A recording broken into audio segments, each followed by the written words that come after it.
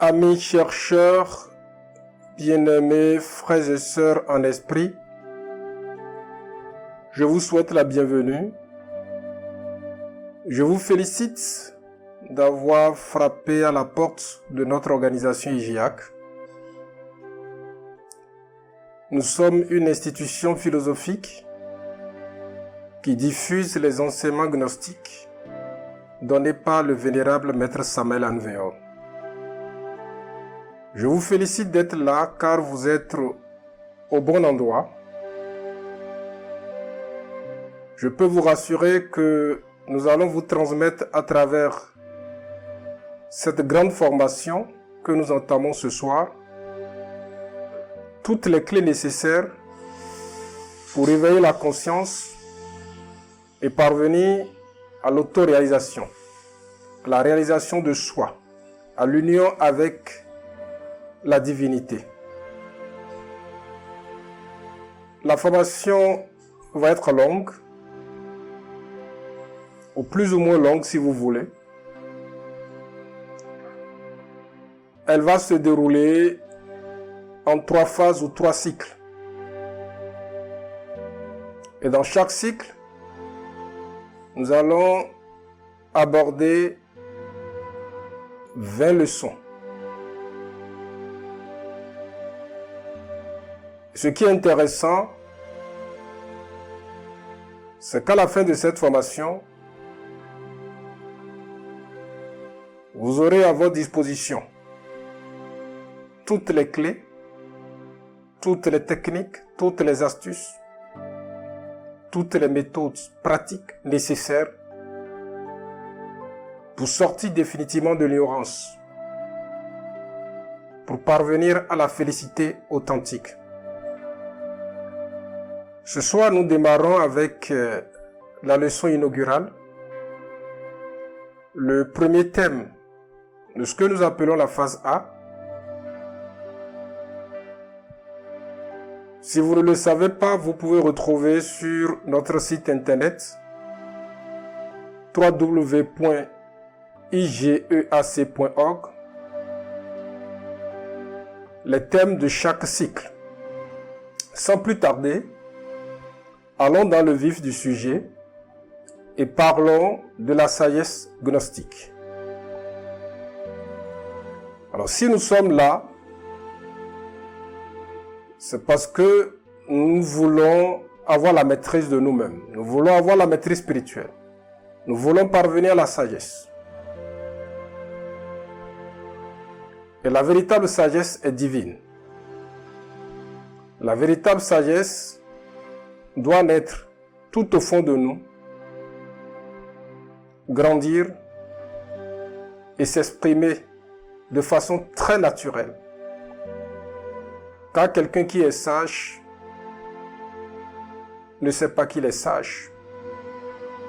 Ou du moins, n'a pas tout le temps en tête qu'il est un sage, qu'il est un sage, qu'il est un sage.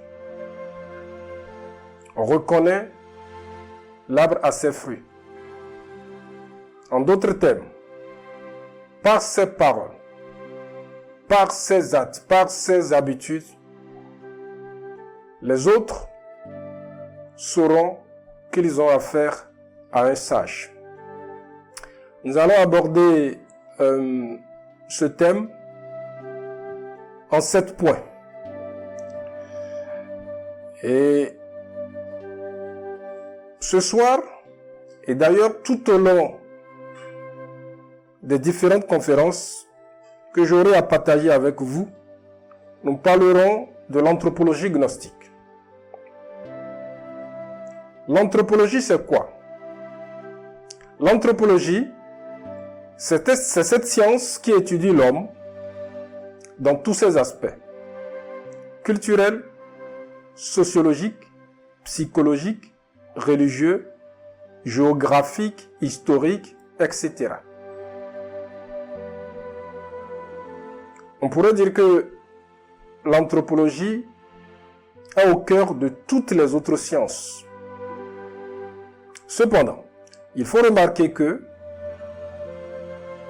l'anthropologie que nous allons étudier ici, dans cette formation, dans ces enseignements, nous la qualifions de gnostique. C'est-à-dire qu'il s'agit d'une anthropologie métaphysique. Pour mieux comprendre ce concept d'anthropologie gnostique, comme vous savez déjà ce que c'est que l'anthropologie, il est bien que nous vous expliquions davantage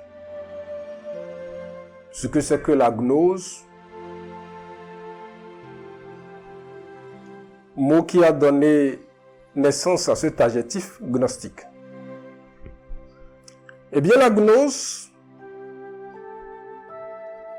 vient du grec gnosis, qui signifie connaissance. Mais pas n'importe quelle connaissance. La gnose est cette connaissance dont les sages grecs ont fait allusion en mettant sur le fronton du temple de Delphes ce grand précepte Homo nosce te ipsum, qui signifie en français homme, connais-toi toi-même. Beaucoup de personnes attribuent cette phrase au grand philosophe Socrate. Il est vrai que Platon en parle dans ses écrits. En tout cas, ce qui nous intéresse, c'est le message de cette grande devise. Homme, connais-toi toi-même. On nous parle là donc de la nécessité de s'auto-connaître. De la nécessité de s'auto-étudier pour savoir ce qu'on est réellement. La tradition raconte que cette phrase qu'on a mise sur le fronton du temple de Delphes est en réalité incomplète. En tout cas, on raconte que lorsque le disciple franchit la porte du temple de Delphes, on lui soufflait à l'oreille la suite de la phrase qui est « Et tu connaîtras l'univers et les dieux ». Donc la phrase complète, c'est « Homme, connais-toi toi-même et tu connaîtras l'univers et les dieux ». La gnose est cette connaissance dont on parle dans cette phrase. Et pour comprendre la valeur, la grandeur de cette connaissance, nous allons prendre quelques instants pour décortiquer cette maxime. On nous incite, on nous recommande de nous auto-étudier pour nous auto-connaître. Car il y a la promesse que si on arrive à s'auto-connaître, à se connaître soi-même, nous allons connaître l'univers entier. Et aussi connaître Dieu. Et ce n'est pas rien, mes chers frères et sœurs.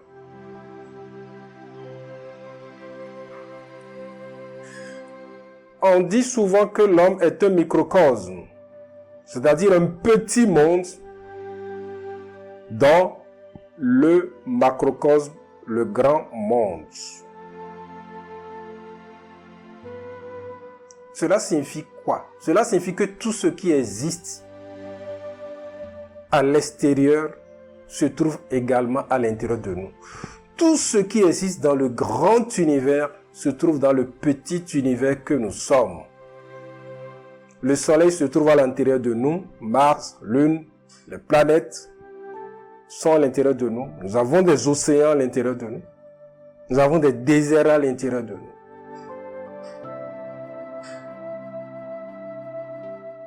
Ne vous est-il pas arrivé de vous demander, mes chers frères et sœurs, comment des sages, comme Galilée par exemple, ont su que la terre est ronde et qu'elle tourne autour du soleil? sans jamais avoir été dans l'espace. C'est parce que quelqu'un comme Galilée se connaissait assez bien. Deuxième promesse qu'on nous fait, si nous prenons cette démarche de nous auto-connaître, c'est que nous allons connaître rien moins que Dieu. On dit beaucoup de choses sur Dieu. Et malheureusement, beaucoup de bêtises, beaucoup de fantaisies. Si nous voulons vraiment savoir ce que c'est que Dieu, il faut étudier l'homme. Car il est écrit que Dieu a créé l'homme à son image et à sa ressemblance. Ça veut dire que si on se connaît profondément, c'est qu'on va connaître Dieu. Donc, la gnose est cette connaissance qui nous permet de nous découvrir nous-mêmes, de cesser d'être une énigme pour nous-mêmes, de connaître les lois cosmiques, les lois universelles, et de connaître ce qu'on appelle Dieu. Ce n'est pas une connaissance vulgaire. Car nous pourrions dire qu'il y a 3 types de connaissances. La connaissance vulgaire ou commune, quelque chose qu'on peut apprendre, une technique qu'on peut apprendre, quel que soit notre niveau intellectuel. Comme par exemple savoir faire des beignets. Deuxième type de connaissance, la connaissance intellectuelle. Pour acquérir cette connaissance, il faut aller à l'école, au collège, à l'université. Et troisième type de connaissance, c'est la connaissance universelle. La gnose éternelle, la connaissance intérieure. Cette connaissance n'est l'apanage d'aucun peuple. Cette connaissance n'est la propriété d'aucun maître. Cette connaissance est tout simplement cachée à l'intérieur de chaque homme et de chaque femme. Il suffit seulement de la découvrir. Donc, l'anthropologie gnostique est l'étude de l'homme dans tous ses aspects internes et externes.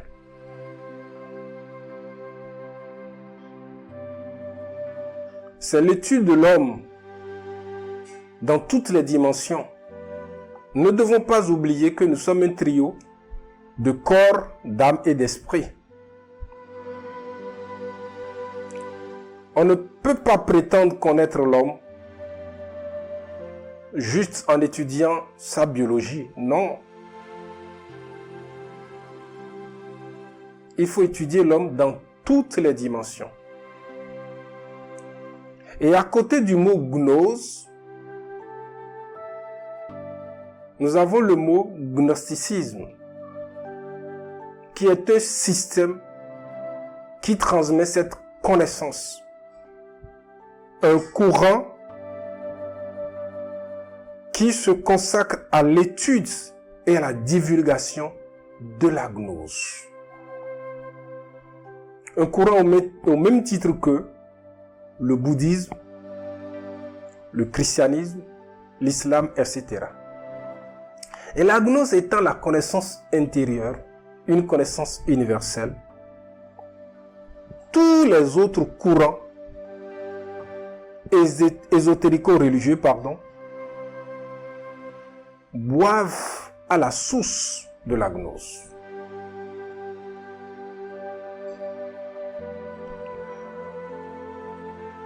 Et tous ces courants nous mènent sur le chemin de la spiritualité. Mais il faut arriver, chers amis chercheurs, à distinguer la véritable spiritualité des courants pseudo-spirituels que nous avons un peu partout dans notre monde actuel. La spiritualité, avant tout, c'est ce qui est de l'ordre de l'esprit. C'est ce qui se rapporte à l'esprit.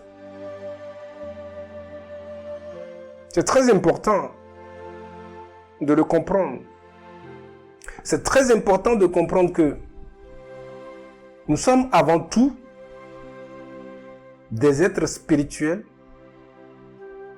qui vivent une expérience humaine et non l'inverse. Car avant notre naissance, nous existions. Et qu'allons-nous devenir après notre mort? Nous allons continuer à vivre. Oui, à vivre. Il y a la vie après la mort. Mais n'allons plus vivre dans la chair. Non, nous allons vivre en tant que quoi? En tant qu'esprit. Pour parler dans un langage commun. Notre essence, notre âme, si vous voulez, transcende la mort. Donc ce qui est naturel, c'est d'être spirituel et non l'inverse. Aujourd'hui, quand vous vous intéressez à la spiritualité, vous pouvez être facilement excommunié. Selon les milieux où vous vivez, peut vous excommunier de la famille. On vous regarde de travers. Vous devenez, pour les gens, quelqu'un d'anormal. Parce qu'à cause du fanatisme, spiritualité égale forcément magie noire. Or, ce qui est naturel, ce qui est normal, c'est d'être spirituel. Être spirituel, en réalité, c'est de se rappeler qu'avant tout, avant d'être dans la chair, avant d'avoir ce corps que nous avons, nous étions esprit. À ce propos, je voudrais également attirer votre attention sur le fait que on ne fait pas de la spiritualité pour devenir riche. Et oui, on ne fait pas de la spiritualité pour devenir riche. On fait la spiritualité pour se rapprocher de son être divin, de son esprit divin. Et il est clair que plus nous nous approchons de notre Dieu, plus nos problèmes matériels vont disparaître. En réalité, nous sommes l'enfant prodigue dont on parle dans la Bible. Cet enfant qui a demandé trop tôt son héritage et qui l'a gaspillé. Cet enfant qui s'est éloigné du royaume de son père, qui souffre pendant que les serviteurs de son père sont bien gardés, bien traités. Nous sommes l'enfant prodigue qui doit retourner au royaume du Père où il y a toutes les richesses spirituelles comme les richesses matérielles. Donc, je le répète une fois encore, on ne fait pas la spiritualité pour être riche.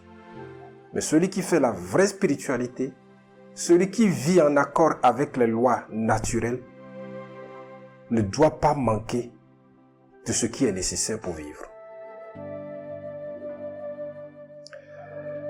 Et mon avertissement ne serait pas complet si je vous dis aussi que être un homme spirituel ne signifie pas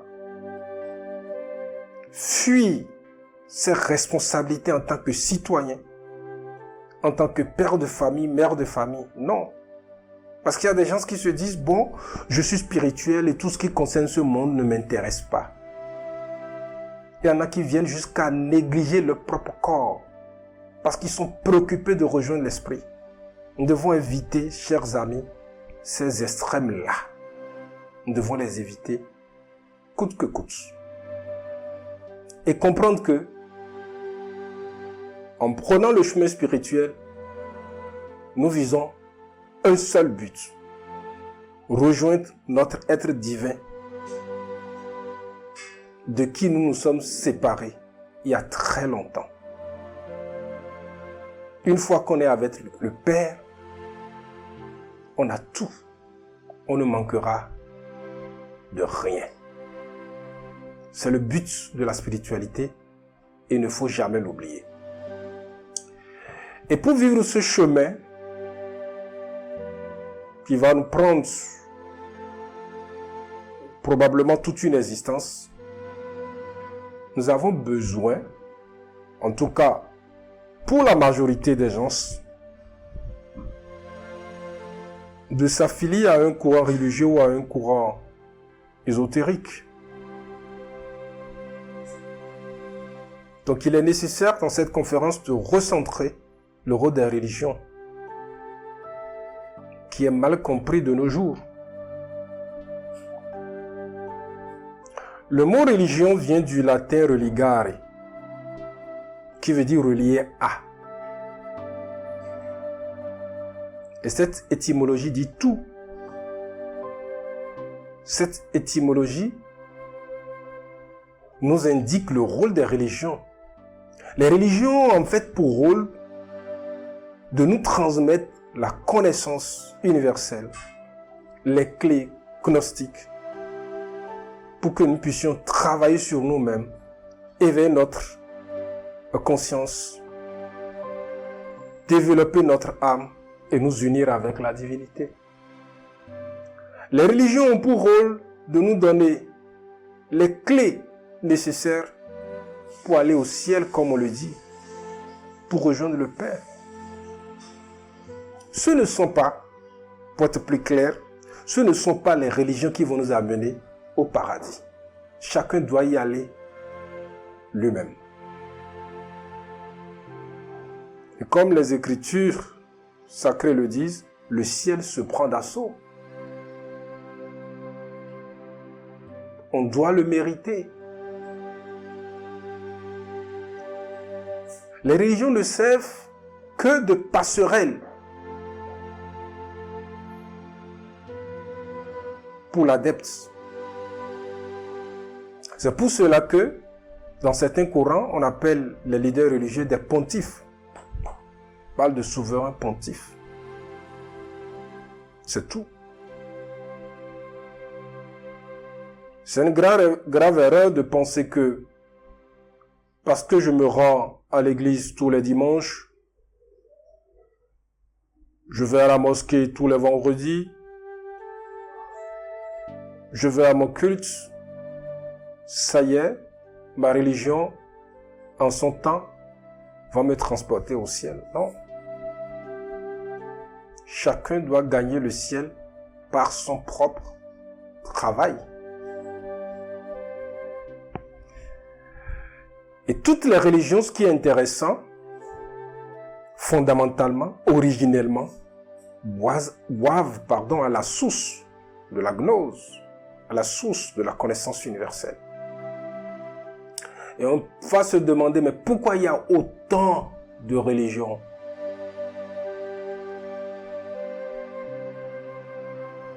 Il y a autant de religions parce qu'il y a beaucoup de fondateurs de religions.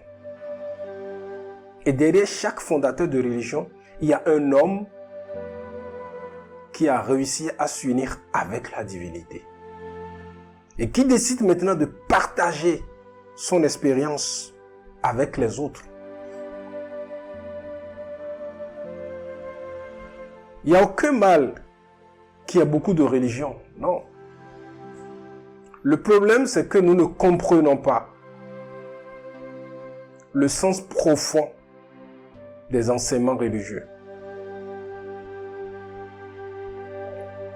Le problème pour les fidèles de telle ou telle couleur religieuse, c'est qu'ils ne comprennent pas que fondamentalement, il y a une et une seule religion.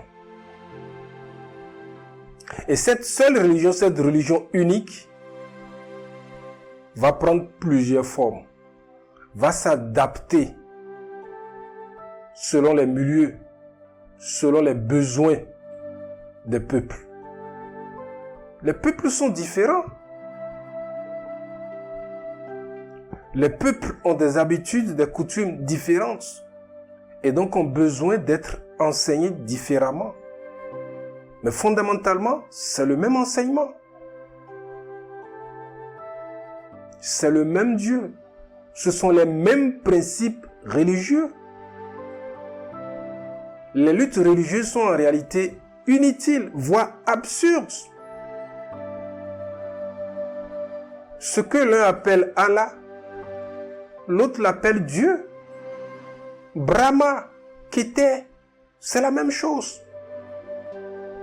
Dans toutes les grandes religions, on vénère l'éternel principe féminin de Dieu, à qui on donne des noms différents.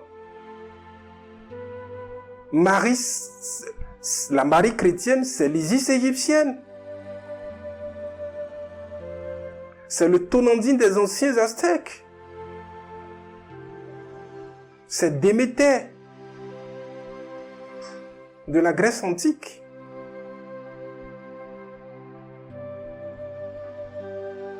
Donc c'est vraiment inutile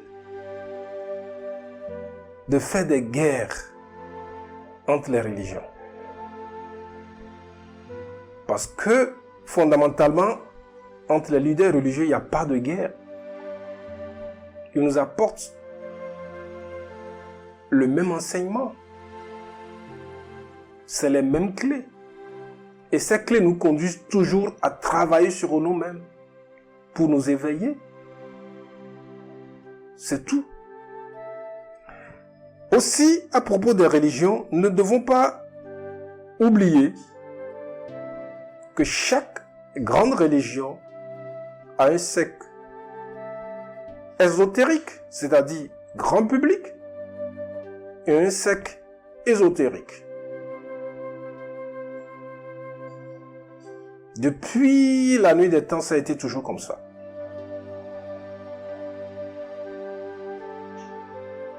Le tantrisme est par exemple l'un des cercles ésotériques de l'hindouisme. Nous avons le soufisme pour l'islam. Nous avons la Kabbale pour le judaïsme. À l'époque de Jésus, par exemple, on avait la secte des Esséniens. C'est un cercle ésotérique dans le judaïsme à cette époque. Lorsque nous prenons le christianisme, il y a eu plusieurs cercles ésotériques, comme les Templiers, comme les alchimistes du Moyen-Âge. Toute religion assume deux formes. Jésus disait à ses disciples que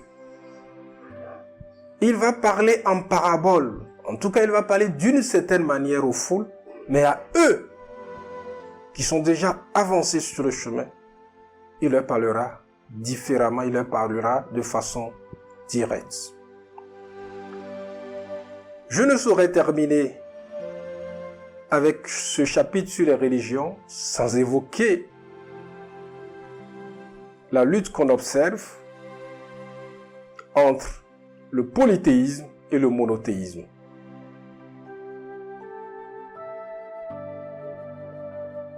En réalité, toutes les religions sont au départ polythéistes. Écoutez bien, toutes les religions, vous pouvez analyser, toutes les religions sont au départ polythéistes.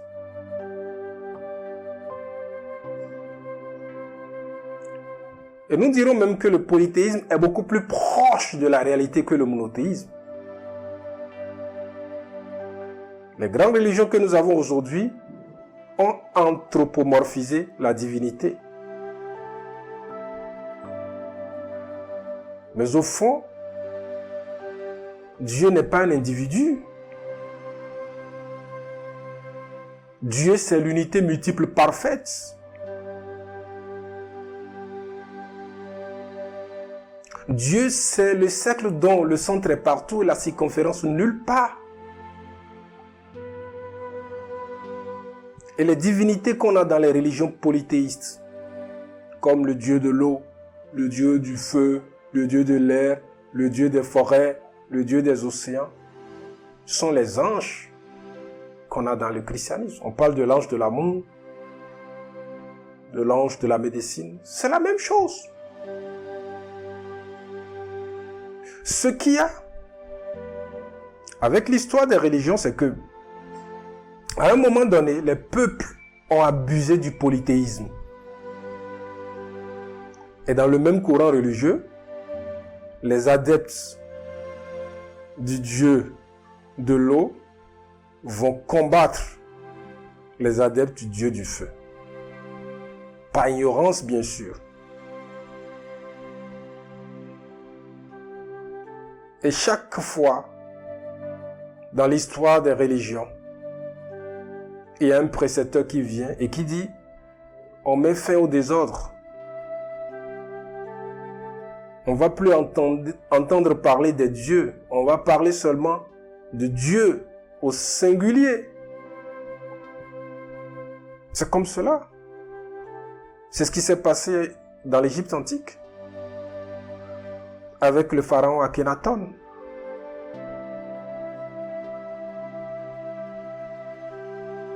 Donc, en un mot, c'est l'abus du polythéisme qui donne naissance au monothéisme.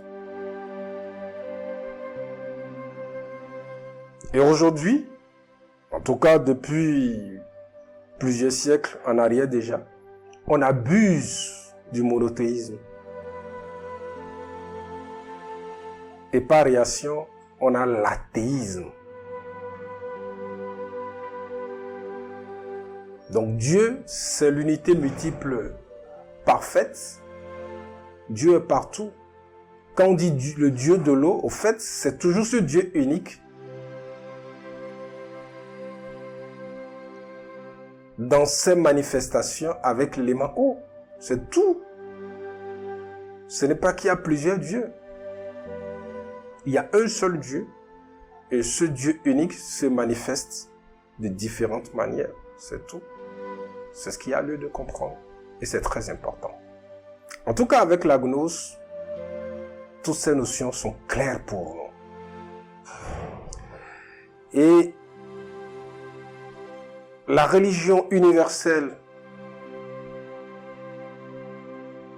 la gnose éternelle, s'appuie sur 4 piliers qui sont la religion, la philosophie, l'art et la science. On va les aborder un à un rapidement. Lorsque nous parlons de religion, avec tout ce que je viens d'expliquer, je pense que c'est plus juste de parler de mysticisme, c'est-à-dire la religion vécue intérieurement. Pas la religion vécue comme des pharisiens. Pas la religion vécue juste pour attirer l'attention des autres, de montrer qu'on est pieux. La religion en tant que pilier de la gnose évoque les différents cultes religieux. Le deuxième pilier de la gnose, c'est la philosophie. Et quand on parle de philosophie, mes chers amis, il s'agit de la philosophie universelle, de la philosophie éternelle. Parce que quand on évoque ce mot, on pense toujours aux sages grecs. Non, la véritable philosophie est éternelle. La philosophie, avant tout, c'est une manière de vivre. C'est une certaine approche que nous avons avec la vie de tous les jours. C'est une orientation de l'esprit, c'est la culture de la sagesse. C'est Pythagore, le grand philosophe, le grand mystique, qui a introduit ce thème de philosophie. Quand on lui a demandé s'il est un sage, il a dit non, je ne suis pas un sage. Je suis juste un amoureux de la sagesse. Comme je vous l'ai dit tantôt, aucun véritable sage ne viendra affirmer qu'il est sage. Non. En voyant les actes de Pythagore, on lui a demandé, mais est-ce que vous êtes un sage? Il dit non. J'apprends à être sage. Donc, étymologiquement, le mot philosophie vient de philéo, qui veut dire amour, et sophia, qui veut dire sagesse. C'est pour cela que nous traduisons la philosophie par l'amour de la sagesse. Et un philosophe est avant tout un amant de la sagesse. Or, toute véritable sagesse est divine. Dieu est l'origine de toute sagesse. Plus on se rapproche de Dieu, plus on devient sage.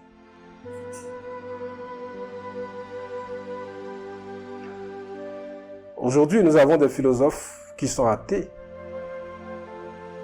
C'est un vrai paradoxe.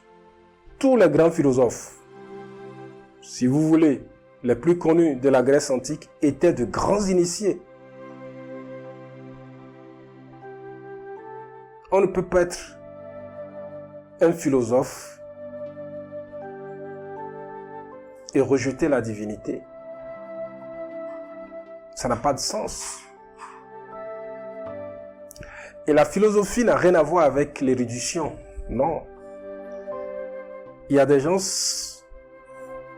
des personnes qui sont analphabètes, qui ne savent ni lire ni écrire, mais qui sont de grands philosophes. Donc nous parlons ici d'une philosophie impersonnelle, universelle, qu'on trouve partout, à l'est comme à l'ouest, au nord comme au sud. Le troisième pilier de la gnose, c'est la science. Pas n'importe quelle science, bien sûr. La science qui allie l'expérience directe avec l'éthique supérieure. Pas la science qui détruit la nature, qui est une science égoïste.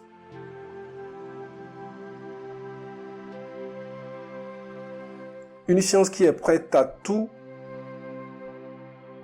pour la croissance, pour le PIB.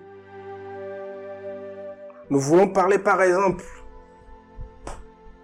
en tant que pilier de la gnose, de cette science que pratiquaient les alchimistes du Moyen-Âge.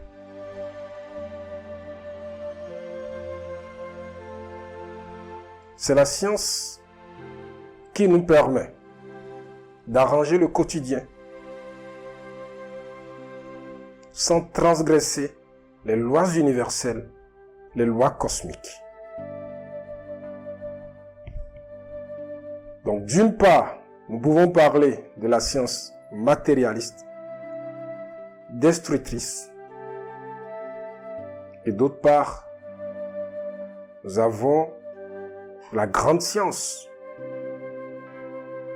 la science qui respecte l'homme et qui respecte la création. Et enfin, nous avons l'art. Oui, l'art est aussi un pilier de la gnose. C'est-à-dire quoi? La connaissance universelle, la gnose en tant que connaissance universelle, peut être transmise à travers ces 4 canaux. Ce n'est pas tous les grands maîtres, tous les grands sages qui ont pris la plume pour écrire des livres. Non. Il y en a qui ont transmis la sagesse à travers leurs œuvres. Quand nous parlons d'art, cela englobe la musique, l'écriture,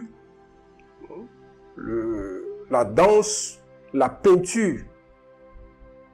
Donc c'est là qu'on retrouve dans les pyramides, dans les pièces antiques, dans les vieux obélisques, dans les hiéroglyphes.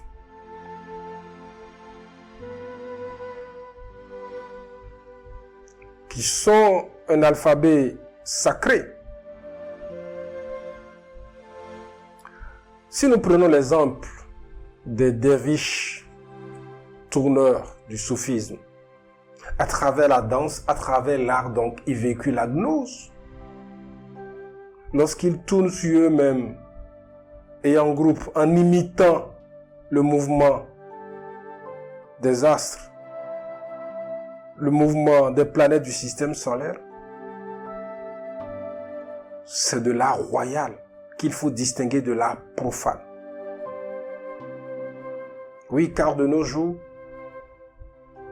nous avons de la musique qui ne dit rien, qui non seulement ne produit aucun effet,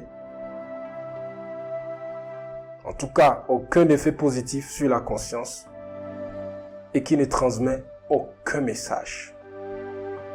Contrairement à la musique des grands maîtres, comme Wagner, comme Beethoven, comme Mozart, ces grands maîtres, à travers chaque opéra, donnaient une initiation. Nous pensons au Parsifal de Wagner, nous pensons à la flûte enchantée de Mozart. Et dans tous les aspects de l'art, nous avons eu ces initiés qui ont transmis la sagesse. Nous avons là, par exemple, cette peinture de Léonard de Vinci. Cette peinture qui a fait couler beaucoup d'encre et de salive. Qu'est-ce qu'on n'a pas dit sur la Joconde?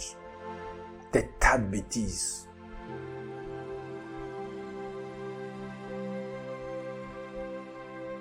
Mais au fond, quel est le message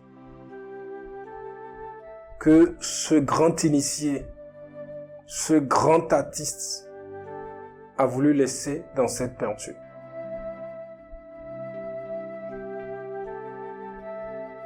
Il nous parle de l'éternel principe féminin de Dieu, c'est tout, de la mère divine.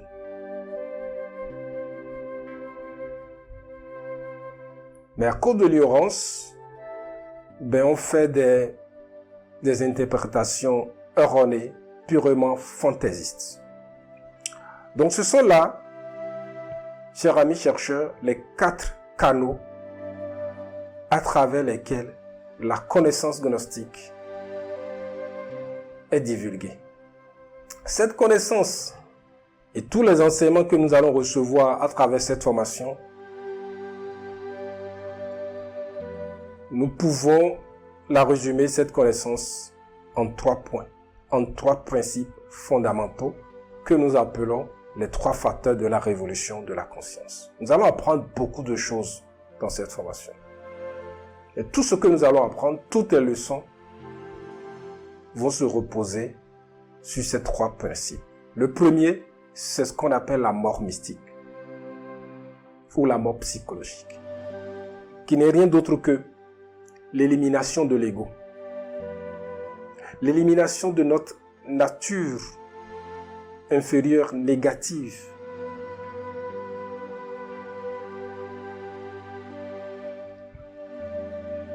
Deuxième facteur, nous avons la naissance spirituelle, la naissance alchimique, qui est en lien avec les mystères sacrés de la sexualité. Nous avons besoin de naître de nouveau, de naître de l'eau et de l'esprit ou de l'eau et du feu, avant de monter. N'est-ce pas ce que Jésus a dit à Nicodème? Personne ne peut aller au ciel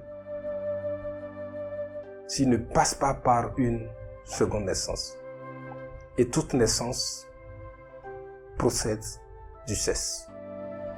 De cela, nous allons en parler dans les cours à venir. Il faut retenir que le processus de la seconde naissance, de la naissance spirituelle, va nous permettre de fabriquer nos véhicules internes, nos corps internes,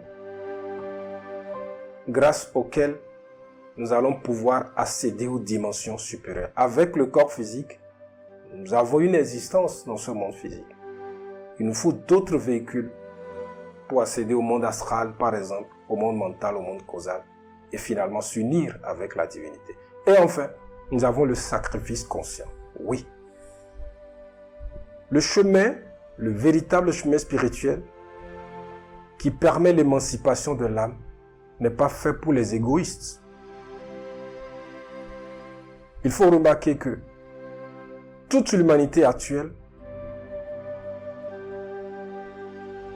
charrie beaucoup de dettes karmiques. Nous avons énormément de karma. C'est pourquoi il y a des souffrances partout.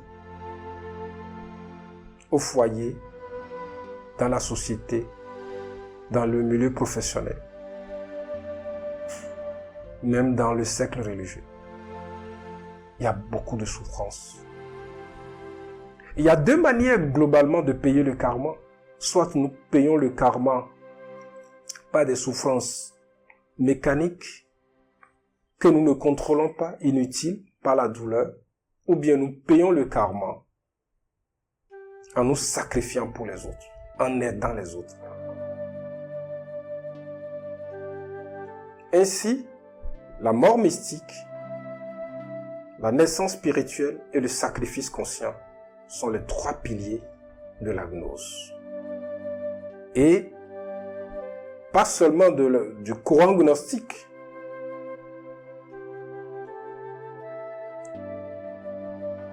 dont nous parlons ici, mais de toute véritable spiritualité, de toute doctrine spirituelle mise en place par un maître spirituel authentique. Nous ne prétendons pas avoir le monopole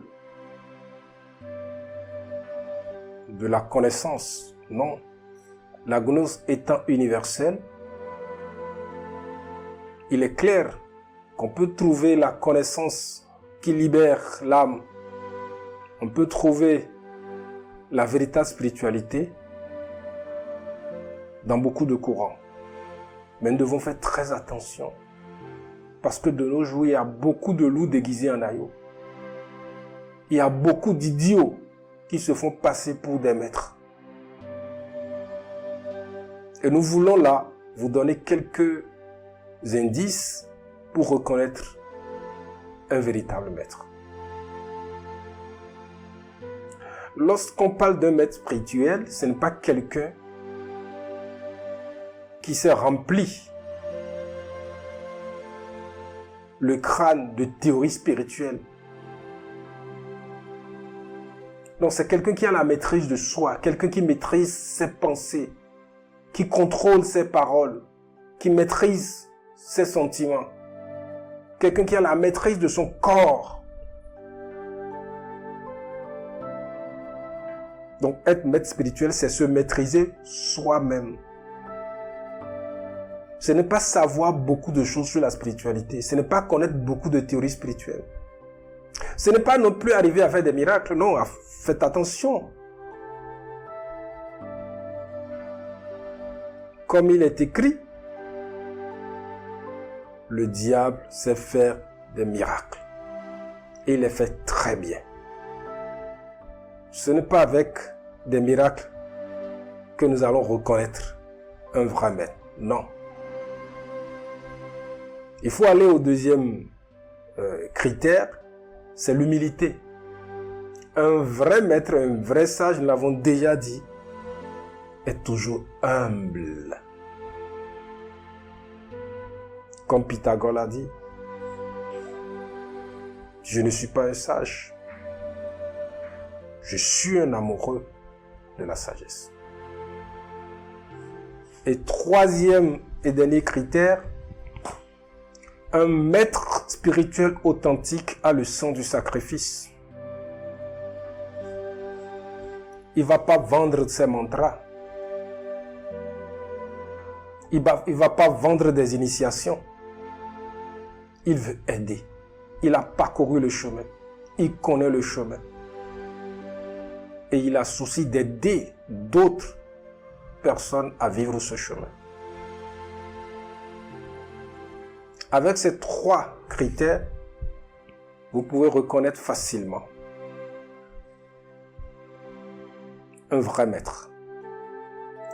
Et nous, dans notre institution, nous avons la chance d'être guidés par un maître authentique qui est Samael Anou-Weor. Je vous informe que tout l'enseignement que vous allez recevoir dans cette formation vient de la doctrine de ce grand être qui est considéré comme le père du gnosticisme contemporain. Le système moderne qui diffuse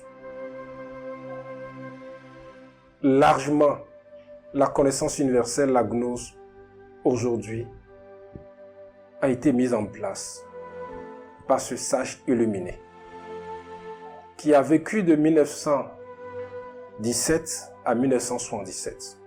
Les livrets que vous allez recevoir sont constitués à 100% de ses œuvres écrites et orales.